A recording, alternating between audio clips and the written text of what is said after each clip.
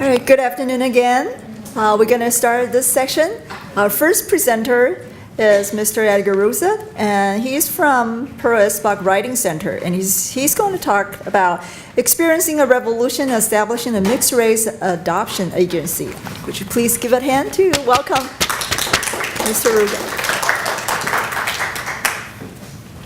Thank you very much. It is an honor to be able to speak to you today about this subject regarding the experiencing a revolution and establishing a mixed-race adoption agency titled otherwise Beyond the Compound Wall. The two major sources for this paper are My Several Worlds and Hilary Sperling's Pearl Buck in China. The purpose of this paper is to show that Pearl S. Buck's experience of the Nanjing, and I'm going to use the term Nanjing, it's really the Nanking incident in 1927, but the name of the city is Nanjing now, so I'm going to use that term. The purpose is to show that Pearl S. Buck's experience of the Nanjing incident was a transformative event that foreshadowed her founding 2 decades later, Welcome House, an adoption agency for mixed-race children. First, I will briefly describe the Nanjing incident, explain what Ms. Buck and her family were doing there, introduce Mrs. Liu, detail the captivity of Ms. Buck and her family during the incident, explicate the connection to Ms. Buck 2 decades later, and outline the events after 1948 in the development of Welcome House. First, the Nanjing incident. In December of 1926, China was in the middle of a revolution. The Kuomintang forces under Chiang Kai-shek were moving northward from Canton. These nationalist armies controlled 5 key provinces in southern and central China. Chiang Kai-shek at Nanchang prepared to challenge the warlord Sun Xuanfang by marching on Nanjing and Shanghai. On the last day of February 1927, Nanjing was overrun by soldiers of General Chang Chong-chang from the north, a military governor of the Shandong province, defeating General Sun Xuanfang with an army of 50,000. By March 6th, John Lossing Buck, Miss Buck's husband, believed that the nationalists would come within 2 weeks. Fear was present that the defeated Great Gray Wolves of the Northern Army would be driven back through the city, looting, destroying, before the nationalists, who were more disciplined and highly motivated, could restore order. On the date of March 21, 1927, cannon boomed in the distance. Western warships were positioned in the river, and the United States consul gave the last of several warnings to leave the city. Women and children had been warned to leave about a month previous to March 21. What was the Buck family doing in Nanjing? Pearl and her husband, John Lossing Buck, were teaching, he in agricultural studies, she in English, and caring for their 2 girls, Carol Grace, who was developmentally challenged and age 7, and 3-year-old adopted Janice. Pearl's father, Absalom Seidenstricker, was living with them and teaching a correspondence course at Nanjing Seminary. Pearl's younger sister, Grace Yawkey, now pregnant, her husband Jesse and their 3-year-old son Raymond had come from rural Yunnan, their missionary outpost, because the communists were becoming a threat. After the warning to leave, the family was ready to go when Absalom, Ms. Buck's father, fell ill. The man who had been a Presbyterian missionary in China for 47 years was ill, Ms. Buck said, not out of a conscious pretense, but an actual disturbance caused by the distress of not having his own way. Ms. Buck decided that all would stay together. By the time Absalom was better, the city gates were locked and no one could leave. During the night, the Buck residence, even the basement, filled with people. This was not unusual. Since the Boxer Rebellion 27 years ago, foreigners' houses were thought to be safe havens during a time of revolution. The Western powers had forged treaties with China in which foreigners were not subject to China law. These were called the unequal treaties by Ms. Buck. This was about to change. The morning of March 24, the guns fell silent. All of the people in the house were gone. The Northern Army had fled. Everything was quiet. Ms. Buck assumed the battle was over. The Buck family all sat down to a hearty breakfast. Absalom ate and prepared to go to the seminary. He had just started out in his rickshaw when a servant came running after him, insisting that he return to the house according to Ms. Buck's instructions. The family had heard that Jack Williams, vice president of Nanjing University, had been shot and killed by a soldier. 2 Catholic priests had also been killed. This meant that foreigners were no longer protected as they had been for 27 years. Absalom returned. The family stood outside the Buck residence. Enter Mrs. Liu. Let me introduce Mrs. Liu. She was the wife of a gardener, employed by the Bucks when they were in northern China. The gardener disappeared.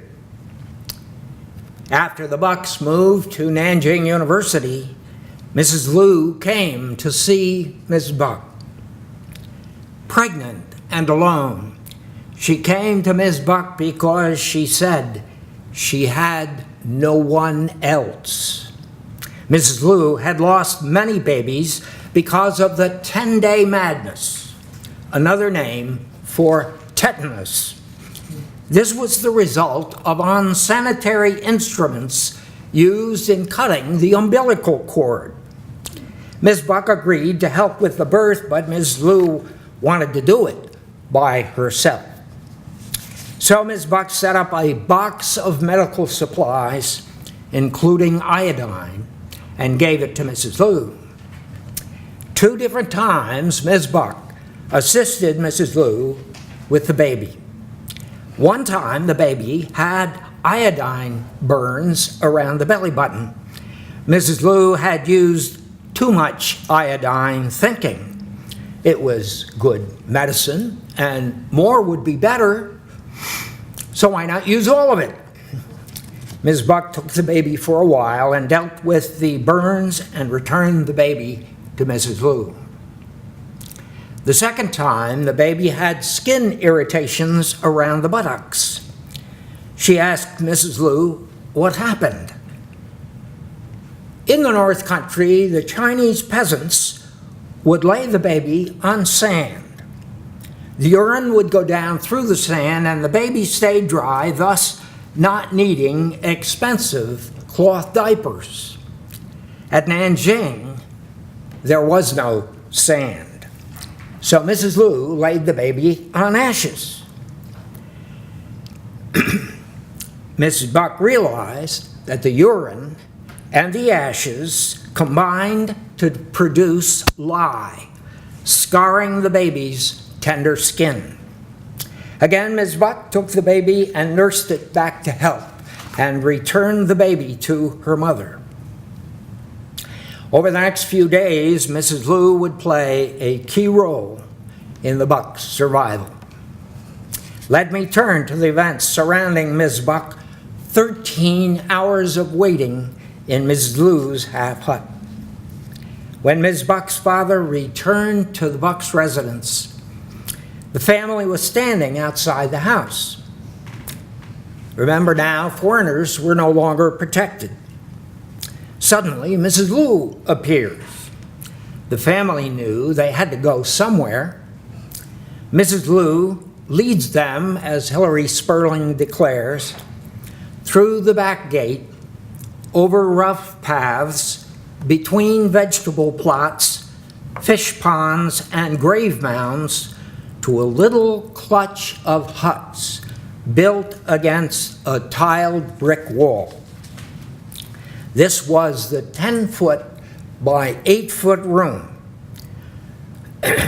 with a chair, stool, quilt, blank bed, and a pot for sanitation. This was Mrs. Liu's hut beyond the compound wall. For 13 hours, Ms. Buck, 4 other adults, and 3 children in her family waited in complete silence in this 10 by 8-foot room. A Chinese peasant woman who was friendly to the family, fearing that the children would cry out and be discovered by the soldiers, vowed that if the children cried out, she would hit her son so that his cries would help to cover up the children's cries. But the children were silent throughout the 13 hours. Ms. Buck and her sister had resolved, if they were captured by soldiers, they would kill their children before the soldiers would have at them. Various Chinese persons brought food throughout the day.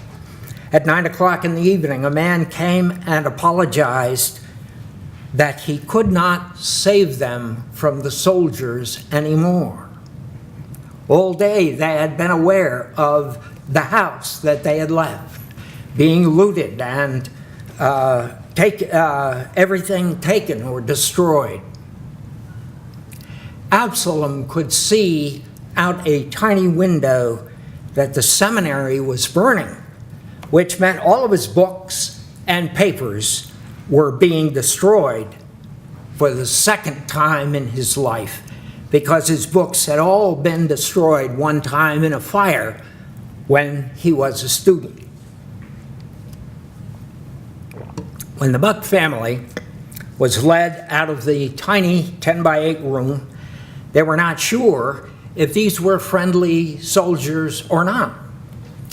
They were led to a room in the agricultural college, kept overnight with about 100 other refugees, and the next day taken to an American ship in the river, which headed to Shanghai, and then they went to Japan.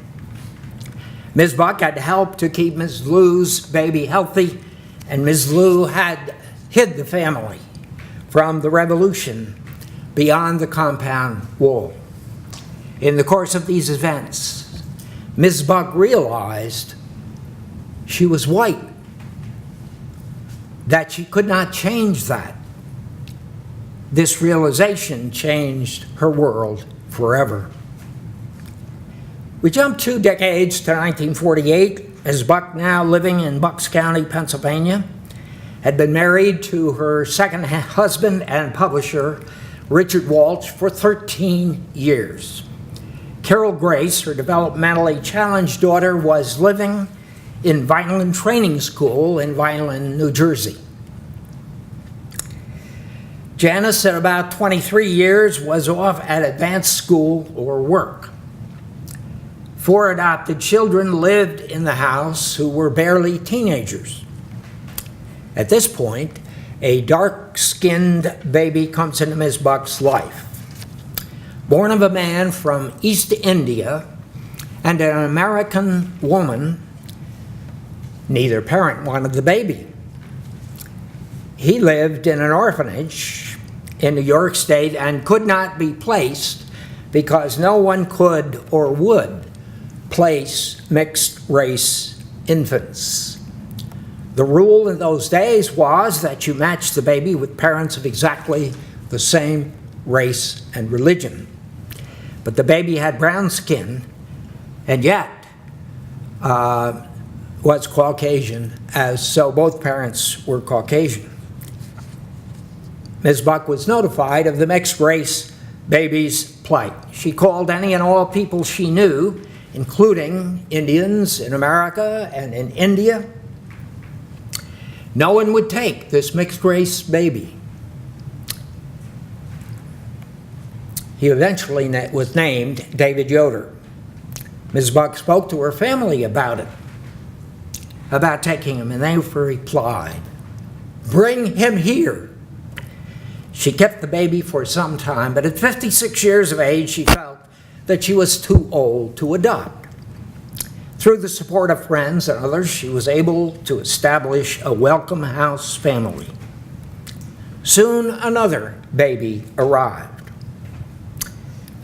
Lloyd Pappy Yoder, a local high school teacher and sports coach, and his wife Viola eventually agreed to raise 10 adopted children in a house in addition to their 2 birth children.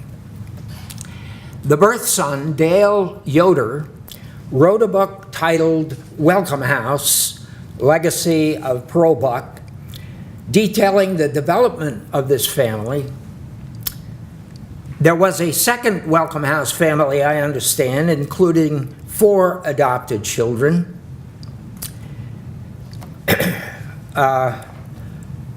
Then a family was found to adopt an Asian American child. After that, it became much easier to find parents to adopt the Asian American children. On May 16, 1949, Welcome House received certification from the Commonwealth of Pennsylvania. It could then do adoptions for Asian American children all over the United States.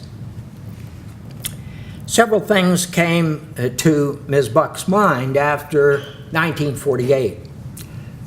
Adoption and child welfare agencies followed a theory that adopted children must have exactly the same race and religion as the parents who adopted them.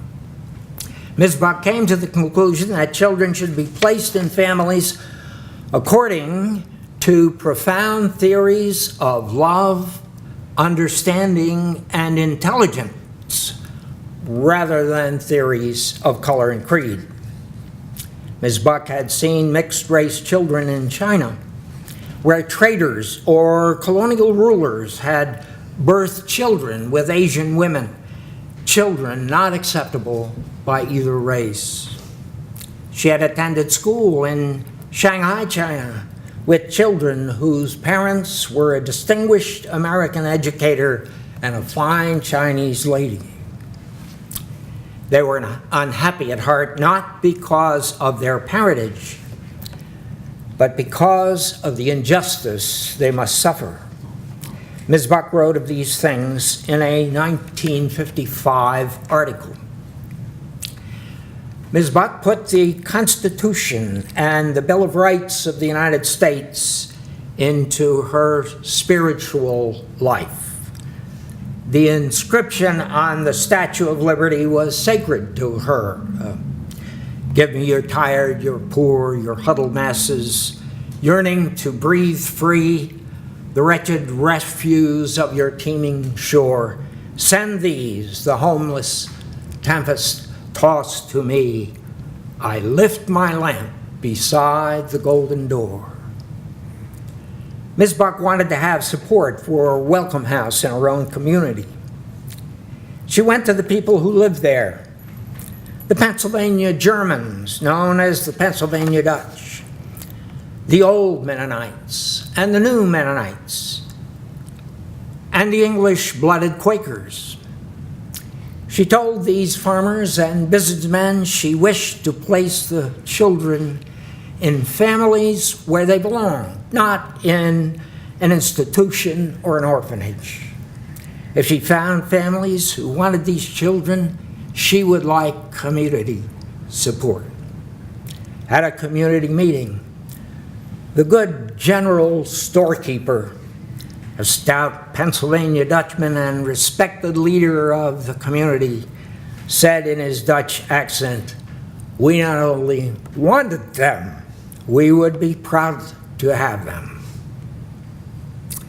That is a quote from the book Welcome House. The Welcome House Agency subsequently found families all over the country for these American children who also had an ancestry of Siamese, Guamanian, Chinese, Korean, Indian, and Filipino blood. People from Asia were frequent visitors to Welcome House, giving the children a sense of the other half of their ancestry. Ms. Buck hoped that eventually all adoption agencies could place Asian American children so there would not be a need for one special agency. 8 years and 4 months after Welcome House came into being, Ms. Buck wrote an article titled "A True Christmas Story." She compares a birth of a baby from an Asian father and an American mother to the baby Jesus in the town of Bethlehem of Judea. Both of them had nowhere to lay their head, children born to us. By this time, children had come from 29 states for adoption. Ms. Buck liked to quote an old Asian proverb: "It is better to light a single candle than to complain of the darkness." 12 years from the founding of Welcome House, the agency specialized in finding parents for children rather than children for parents.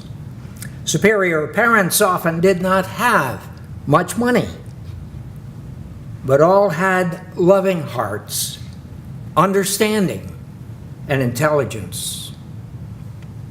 The board of directors of Welcome House included Nathaniel Brewer, Michael Ellis, David Burpee, Herbert Barness, St. John Terrell, James Michener, and Kermit Fisher.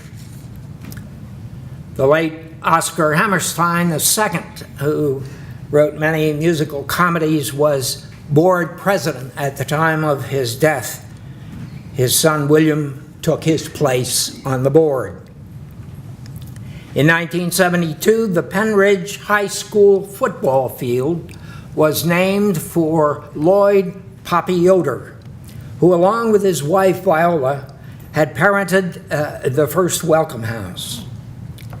The first Welcome House baby, David Yoder, has been the chairman of the board of directors of Pearl S. Buck International. This board governs the Pearl S. Buck Historic Site, the Adoption Agency, and Opportunity House for Children in Asia, working through agencies in several countries dealing with handicaps, age, and educational support for children: Korea, Philippines, Vietnam, Thailand, China, and so forth. The Welcome House Adoption Agency is closed now, but hopefully it will be the truth that it is not needed, because mixed-race children are being adopted by many. In the 1920s, Ms. Buck helped Mrs. Liu with her baby. Mrs. Liu then offered her modest hut beyond the compound wall for the Buck family to survive while the Nanjing incident was taking place, saving their lives.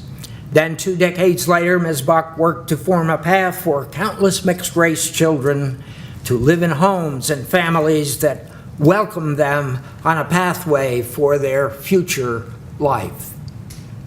It is my belief these events are connected in influencing the founder and her associates to begin these efforts on behalf of mixed-race orphans that can continue even in the present day. Thank you.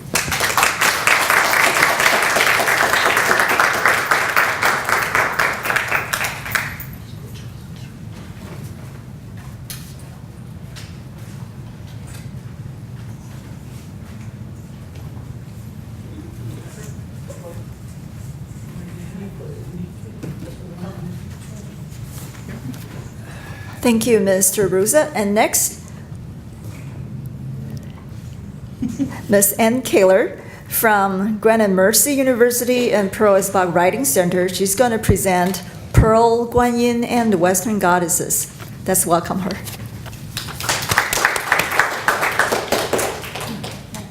It's always hard to follow someone like Edgar, who has a history of preaching in his past. So I'm not going to try to preach, I hope. If we are to believe that The Eternal Wonder is Pearl S. Buck's final novel, as well as possibly a thinly disguised autobiography, it gives us a glimpse of her definition of an artist. She puts it in the words of Mr. Kung in The Eternal Wonder, where he describes art is both labor and pleasure for the creator. It is a compulsion and a release, a joy and a demand. It is both male in its aggression into life, and it is female in its acceptance into life. It is one's destiny if he be the creator. Art portrays the deepest truth, and in doing so, attains beauty. Now, I believe that we receive a glimpse of Pearl's concept of beauty in her final novel when she uses one particular image as a sign of God. Yes, she uses familiar biblical images from her father, a strong mother-child relationship from her mother's nurturing.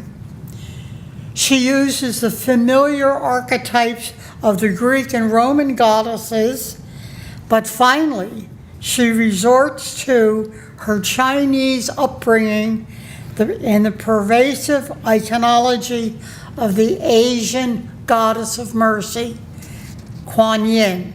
I have 3 samples of the figure of Kuan Yin that still exist in Pearl's house today, scattered throughout the house. There is a 4th one that she always kept in her bedroom.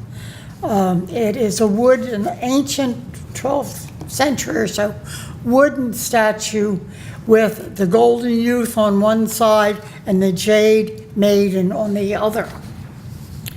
Now, the archetypes of the goddess exist in most cultures. Most cultures believe that the origin of the world was somehow a combination of male and female. In the Chinese origin, as far as we know, Yang was the bright, shiny, energy male god. Yin was the rain, water, mist, dark god of the earth, goddess of the earth.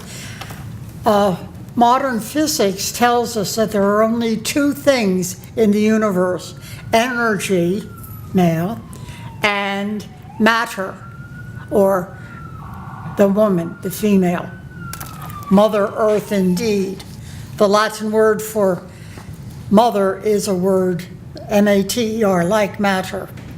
This started with the Greek concept, and most Western literature has some origin in Greece. It started with the story of trying to explain the cycle of the seasons. It proclaimed that one of the Greek goddesses, Kore or Demeter, was the goddess of fruit and the harvest. Her young daughter, Kore, K-O-R-E, was snatched by her uncle Hades and taken to the underworld and kept there for 6 months out of the year. And Ceres went on a strike, refused to let anything grow, went up to the major gods and said, no one's giving me harvest for you, you better do something. So they went down and found that Kore became Persephone, or the queen of the dead. This is the cycle of life, from life through death back to life again. It's also a biblical concept. Another way to look at this is through a life-giving side and a death-dealing side. This brings us to the concepts of the three familiar images in Western literature of the maiden, the mother, and the mistress. The three M's. The fourth one is usually taken under the wrap of the mother. The mourning mother, the Madonna, the Pietà, the picture of Mary with her dead son in her arms. All of these goddesses seem to coalesce into the one Asian goddess, Kuan Yin, the goddess of mercy. She does come from an origin which I'll touch on later. But let me quickly go through the goddesses and just give you a recognition of where they appear as Western goddesses in the Eternal Wonder. The Eternal Wonder is the story of Ran, who is an artist, a precocious boy, whose father dies early, whose mother raises him, who never has any problems with money. I find this fascinating. And it's rather like Carol said with Joseph Campbell's The Hero, the Initiation of the Myth. But the first one he runs into is Lady Mary, who is an Irish one. Now, this whole concept of Lady Mary connects with water. She meets him on the ocean liner. With green, which is the color of foliage, of spring, but also the dark side of green is the color of witchcraft and magic. And you can look for yourself in the Eternal Wonder. She's dressed in green, she has green shoes, she has emeralds on her. She takes him to an enchanted castle. The second goddess I will deal with is the goddess Aphrodite, or Venus, the god of sexual or erotic love. She appears again with water because, she appears with water. And he says of her, Pearl says of Lady Mary that she will never marry. She's twice of Rand's age. She's not old enough to be his mother. He could not imagine her being a mother. She admits, I'm glad I have no children. I can be myself, not divided. Children do divide a woman in an odd sort of way. One is never quite what one should be after children. Okay, the second goddess is that of the maiden, who is also a warrior or a wisdom goddess. Athena usually is the character we see in the Western world. She is Stephanie Kung. She knows things she really shouldn't know about the world. She's a bit of a goddess herself. Remember that Athena sprang full grown from the head of Zeus, fully wisdom. So she represents sirens outside, the spirit of wisdom that all of us have or are given at certain times.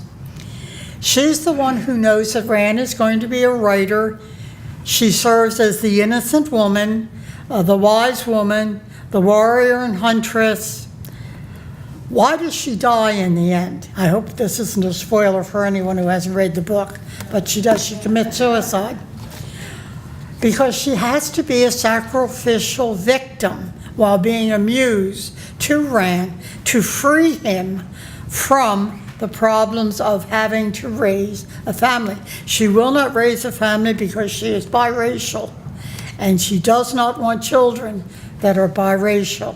Her mother is American, her father is Chinese, and she has, Pearl has her have her character Stephanie say, perhaps the only racially mixed person can understand the inborn tragedy of so being racially mixed. I have been raised as a Chinese. Chinese is my native tongue. I am Chinese in my manner and dress and in feeling, and yet to the Chinese people I'm an American, because to them I look American and act American. To them my bone structure and manner of moving lacks the delicacy of the Chinese. One cannot really ever know how it is to be anything unless one is indeed that thing. That's got to be Pearl talking from her own divided nature. I believe, however, that the third goddess is the most important one. The one who is Hera or Juno, the one who is the legal wife goddess, the one who is the queen of the gods in a sense. She is equal to her husband. She plays both part of the life-sustaining mother, the one who brings life and encourages it, and the death-dealing mother. Pearl's mother, we know, played an important part in her life. So does Rand's mother, the hero, the male hero.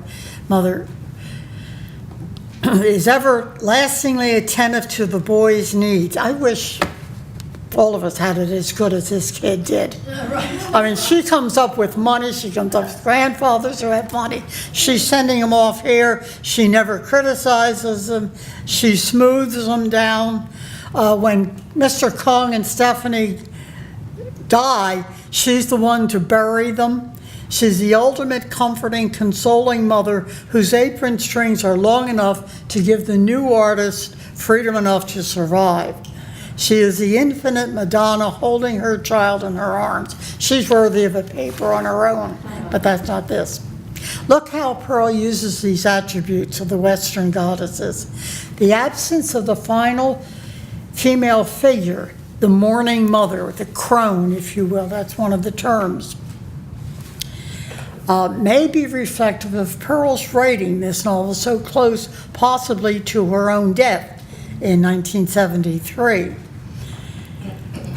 That's the point. It is a death because he is reborn as a writer. He finally sees what he is supposed to do with the rest of his life, and he commits to it in language that is probably not Pearl Buck's. It's probably her son Edgar, who wrote, we think, the last part of the book. It doesn't sound like Pearl, but we're taking it as that.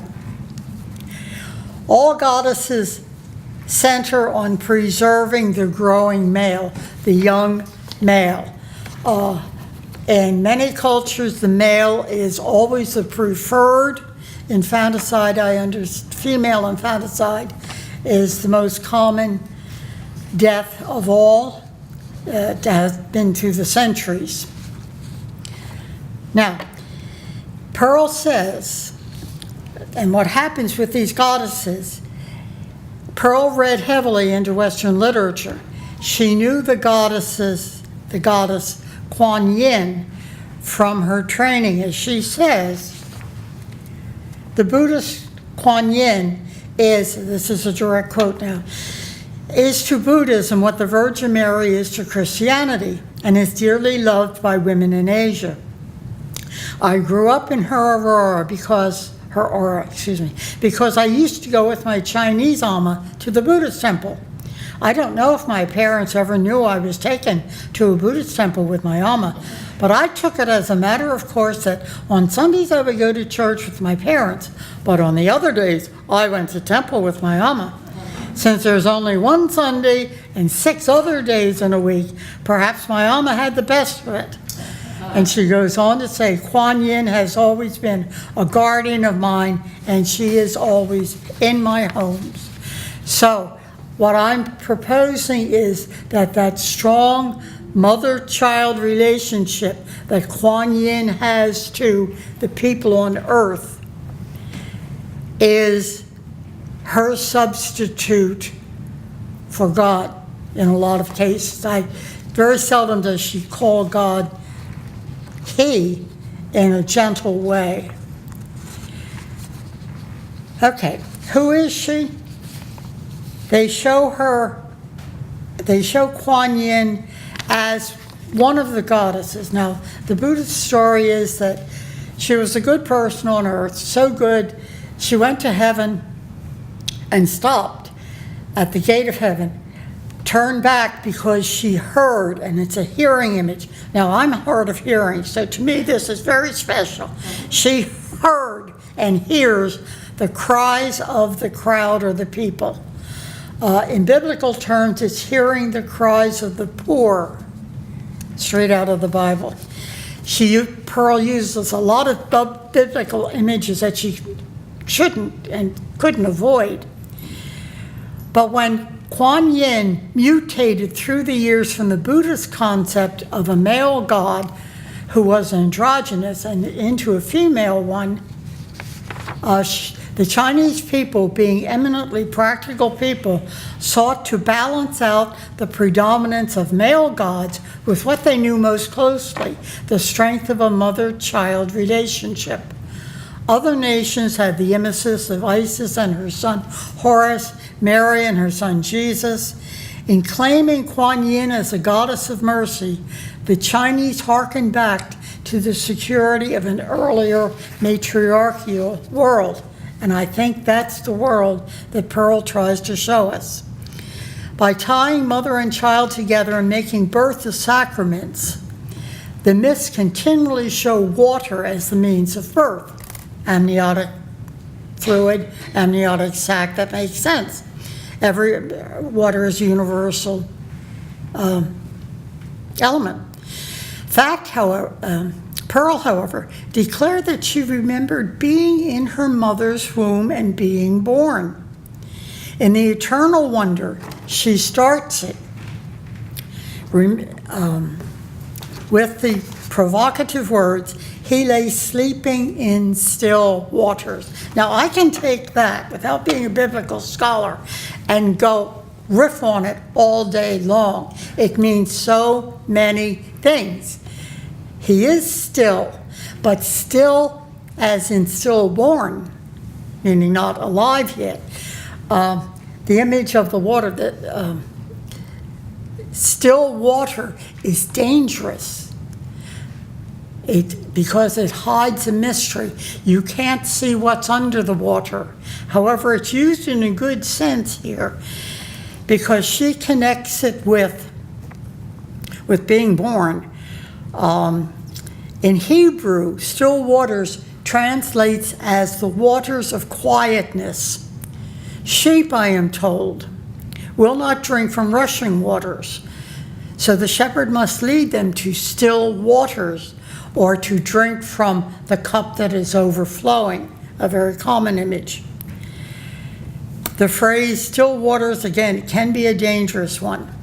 Kuan Yin often carries a lotus. Now, the lotus grows only at the bottom in the mud and the muck of the pond. and it has to push its way up through everything that is human and material and distasteful to us through the water to blossom. So it is a sign of eternal life. And she usually carries one. She's often seen with a cup of water. You may see one on one of these, or holding a vase which holds dew, because water, as I said, is the essential element. She's also connected with the rivers. In one tale, it's a bad pun here, she sends a dog down the yellow river when it floods with seeds in its tail, T-A-I-L, so that the people can repopulate. We do know that she's also one of the goddesses of the southern seas, and the most popular image of her now in Hainan, H-A-I-N-A-N, is a three-faced goddess, one face facing the land and the other two looking out at the sea. She's a patron saint of sailors and people who have to do with the sea.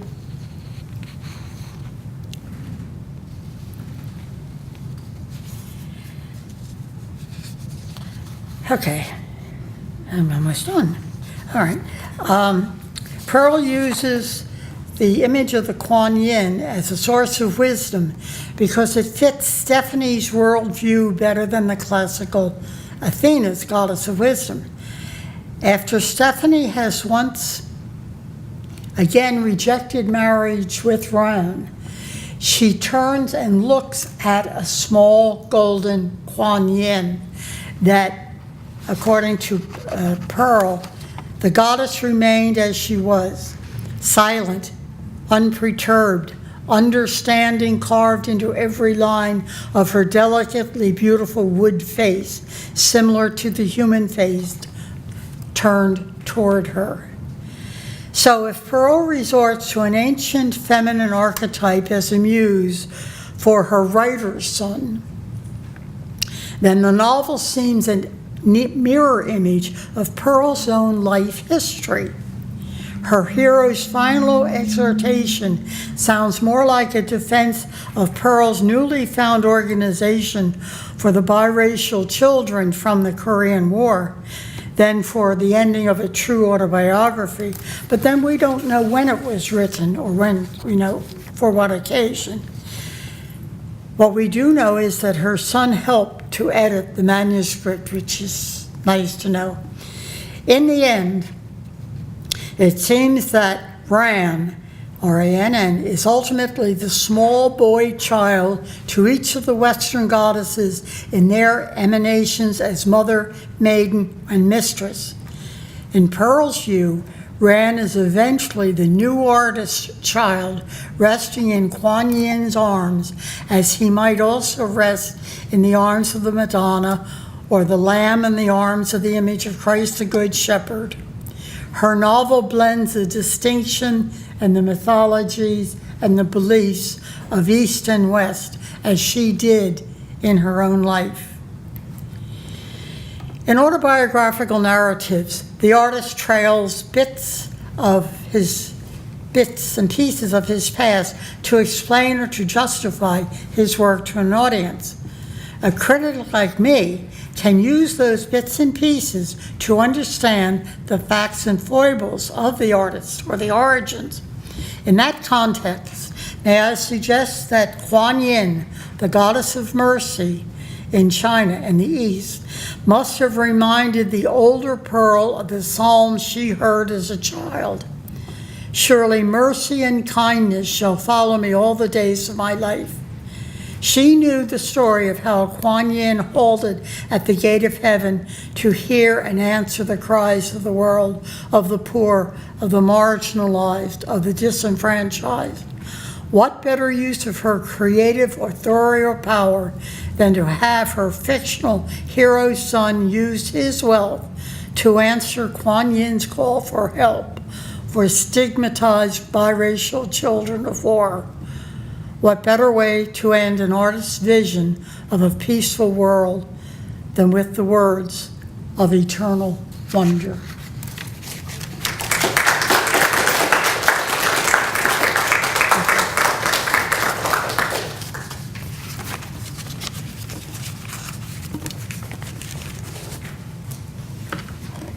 Thank you, Hannah. Oh, yes. Can you all see these pictures? She's usually shown barefoot.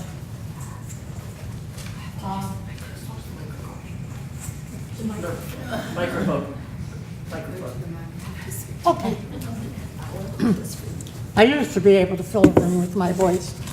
She's usually shown barefoot and with a hand in a Buddhist position with a top knot. The middle one, I'm sorry, this one, I posed for, but we don't go into that. She has the top knot and the crown in the sense of the Buddha. Again, a Buddha position, and the lotus is here and the bare feet. She's connected in some scenes, pictures. She has a parrot and a pearl, which I think is funny given Pearl's name. And always a very peaceful face. And as a personal note,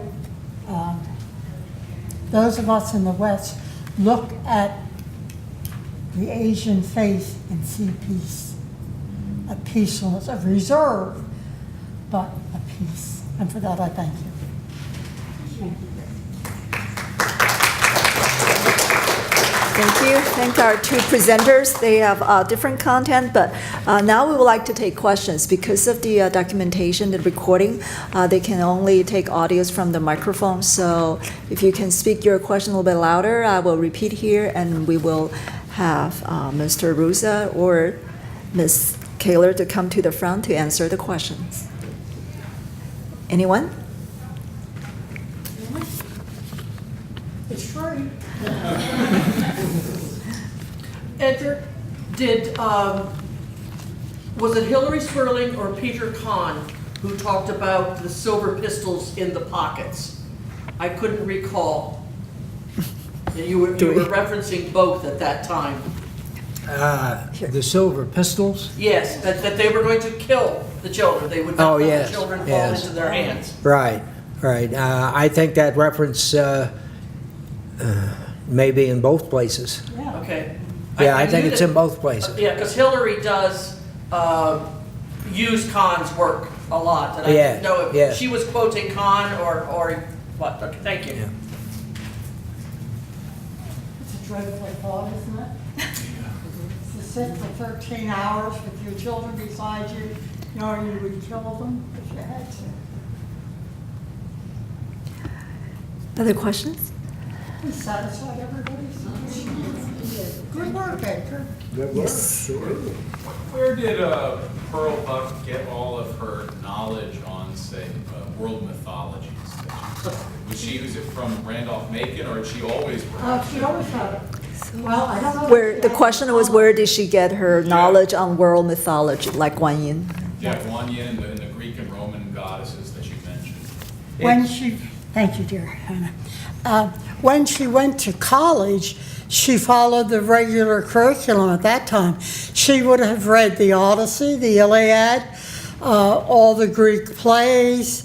So in my day, it was hard to get a college education, even get out of high school, unless you knew mythology almost as well as you knew the Bible. So I think that's where she got it. I doubt that she got it ever from her parents. But remember, this woman couldn't decide whether to be a writer or a scientist. She was hired as a teacher of psychology. She was a student of Freud and Jung. And I have another paper showing how she took the opening, the first 50 pages of The Eternal Wonder can stop you dead in your tracks. You don't want to read it. It's too personal to you. But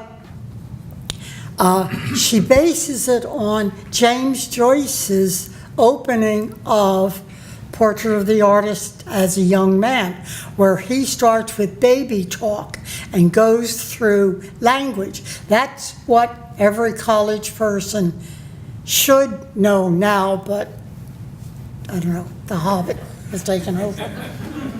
By the way, Pearl Buck studied literature and psychology in Cornell University, master degree. She also read the classics as a child because her parents had the classics in their home. Yeah, they probably, she might have known the Iliad and the Odyssey. She also read Charles Dickens a lot. Dickens.